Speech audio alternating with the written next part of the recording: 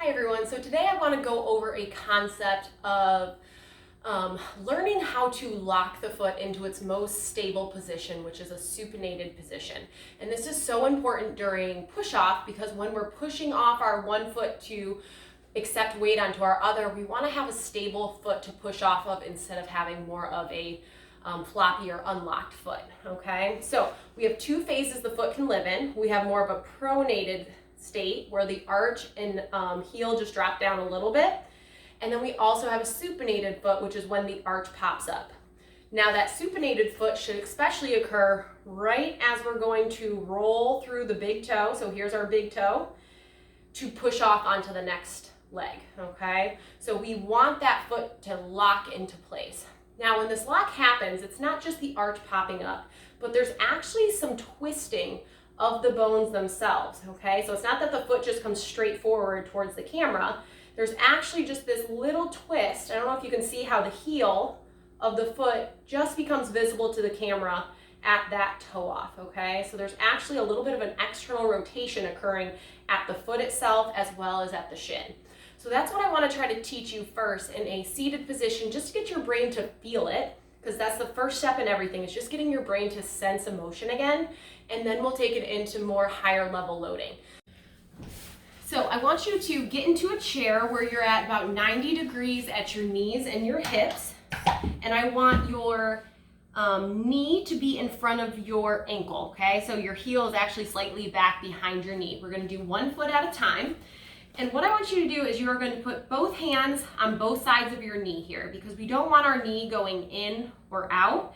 It should just be going straight up and down, as well as getting a little rotation occurring at the shin. So I want you to take note of the ball of your big toe. So that's that first big knuckle, not the big toe itself, but that first big knuckle. That is what we're going to be pushing through this entire time. Okay, so what I'm going to have you do is nice and slow, feel that ball of the big toe, slowly raise your heel up, keeping pressure through that ball of the big toe. And when you get towards the top here, keep going. You always have a little bit more motion. What you should feel is the foot and the shin actually start to rotate out, and you can almost see the heel bone, the inner part of the heel bone here, kind of inverting in or just kind of peeping out to the camera, okay? And then we're slowly gonna go back down. Okay, pressure through the ball of the big toe. It's going pretty straight to start.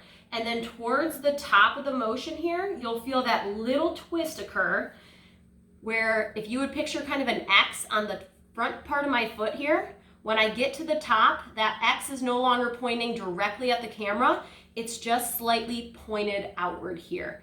Same with my shin. My shin actually rotates outward at the very end. So instead of my tibial tuberosity here, so this kind of major bump at the front of my shin pointing to the camera, at the very end of the motion, that bone is now pointing, or that bump on the bone is now pointing slightly outward.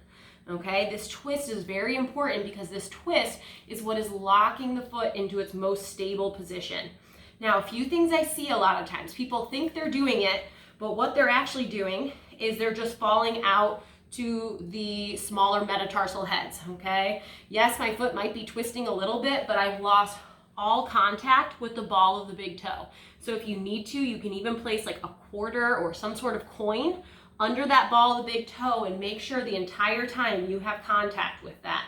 And then slowly lower down, okay? So I see this often where people kind of fall out to those little toes, especially this is what they'll look like when they're walking as well. We're trying to train to push off through that big toe again.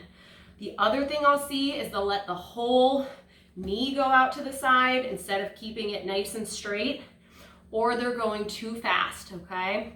Go nice and slow, feel the motion, feel that little pop at the very top. You can almost see it happen just automatically on my foot. I'm not doing that little pop, it's just that's my foot locking into place, ready to go. All right, and then slow back down.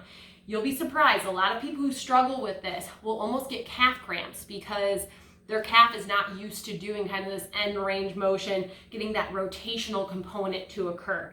So this is more one you could do at your desk, you know, throughout the day, but eventually we'll want to load it into harder positions and start to strengthen in this motion as well. So go ahead and give that a try. stick with like, 3 sets of 10, or even just throughout the day, you're doing it multiple times to really try to learn this motion and get your brain to feel it.